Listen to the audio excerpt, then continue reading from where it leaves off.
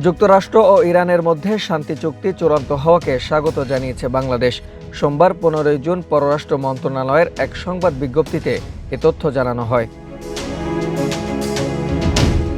বিজ্ঞপ্তিতে বলা হয়, বাংলাদেশ সবসময় সংলাপ, পারস্পরিক শ্রদ্ধাবোধ ও কূটনৈতিক প্রচেষ্টার মাধ্যমে আন্তর্জাতিক বিরোধ ও সংঘাতের শান্তিপূর্ণ সমাধানের পক্ষে অবস্থান নিয়ে এসেছে। সাম্প্রতিক এই ইতিবাচক অগ্রগতিকে মধ্যপ্রাচ্যে স্থিতিশীলতা প্রতিষ্ঠার পথে একটি গুরুত্বপূর্ণ পদক্ষেপ হিসেবে দেখছে বাংলাদেশ।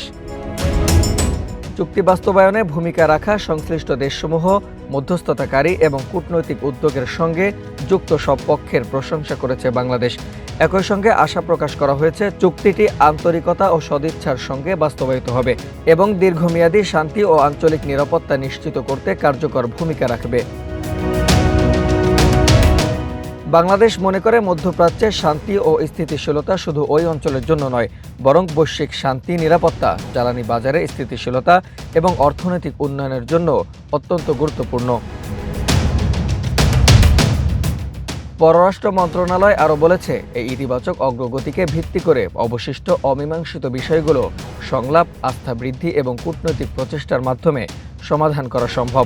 এ লক্ষ্যে সংশ্লিষ্ট সব পক্ষকে শান্তি ও সহযোগিতার পথ অব্যাহত রাখার আহ্বান জানিয়েছে বাংলাদেশ।